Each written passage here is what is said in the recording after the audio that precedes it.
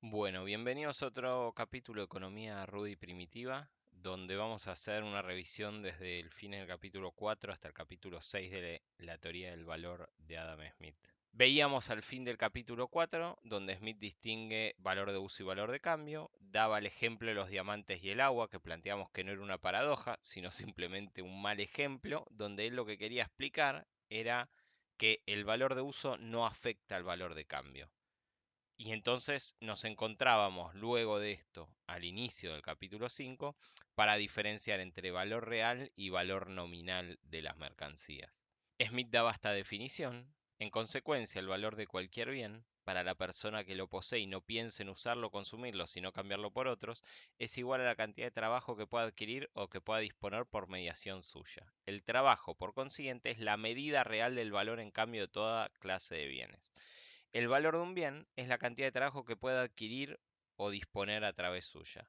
El trabajo, por ende, funciona como medida del valor de cambio. Cuando vos querés saber en cuánto cambiar una mercancía, se lo estima en trabajo, dice Smith. Daba esta definición de precio real. El precio real de cualquier cosa, lo que realmente le cuesta al hombre que quiera adquirirla, son las penas y las fatigas que su adquisición supone.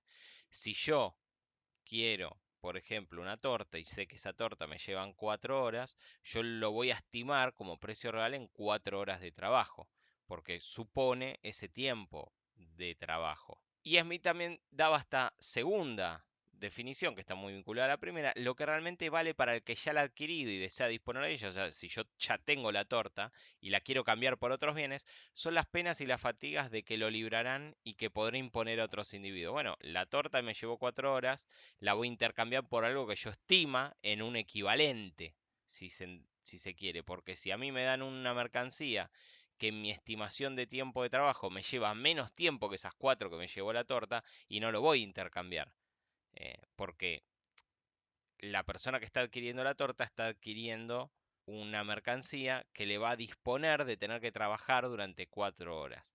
Esto es un poco de reinterpretación que estamos haciendo de estos pequeños párrafos en el capítulo 5 de la riqueza de las naciones. Y yo daba esta ejemplificación que no está en la obra de Adam Smith, donde está el individuo con una capacidad productiva diaria, que son 8 horas de trabajo, y en esas 8 horas de trabajo puede producir o 2 cocos o 4 peces. El costo individual de cada coco son 4 horas, el costo individual de cada pez son 2 horas, y podríamos pensar que el precio real son las penas y las fatigas que cualquiera de estas mercancías conlleva a realizar. Y aparecía una lógica que podríamos plantear de intercambio. En esta lógica es, si va a haber equivalencia de esfuerzos, yo voy a estar dispuesto a dar un coco por 2 peces. Si me dan 3 peces, mejor, porque voy a estar todavía mucho más ahorrando esfuerzos. Pero por lo menos 2 peces, por menos no lo voy a cambiar, porque en caso que me den menos, yo podría ir a producir esos peces con ese esfuerzo. Ahora bien, Smith no da este ejemplo. Yo creo que gran parte de lo que Smith dice en estas partecitas, que para mí son las más interesantes, se puede reinterpretar con este ejemplo, y eventualmente en un video vamos a tratar de hacer una reinterpretación completa de la teoría del valor a través de un modelo de un ejemplo de ventajas comparativas y absolutas. Pero quiero ser claro con esto, yo creo que Smith da pie pero no dice esto.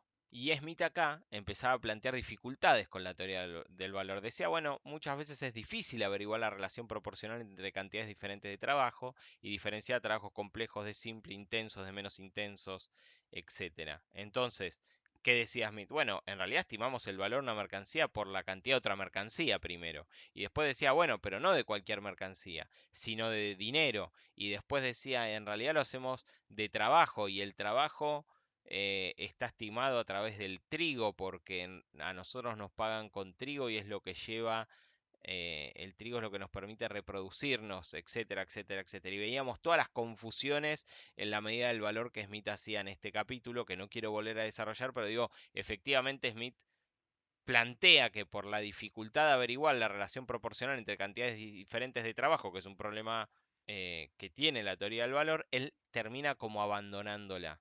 ¿Y qué hacía al principio del capítulo 6? Bueno, dice, en realidad el trabajo regula las magnitudes de cambio en la sociedad primitiva y ruda. En la sociedad contemporánea, donde aparece la figura del capitalista que contrata al trabajador y le paga un salario, que es una parte del producto que genera la jornada laboral, El valor de la mercancía se compone en salario, beneficio y rentas. Y acá aparece en la teoría de Adam Smith dos interpretaciones posibles en este capítulo 6, donde el valor se descompone en el salario, beneficio, renta, o los salarios, beneficio y renta componen el valor barra precio, que es la teoría de los costos de producción. Vamos a estar viendo las dos interpretaciones en un videíto aparte. ¿Qué confundía Smith acá? Bueno, Smith confundía la retribución del trabajador, el salario, con que esto regule las magnitudes de cambio, el trabajo. En realidad, la teoría del valor lo que planteaba es lo que regula las magnitudes de cambio es el valor, es la cantidad de trabajo que se necesita. Pero cuando aparece el trabajo asalariado,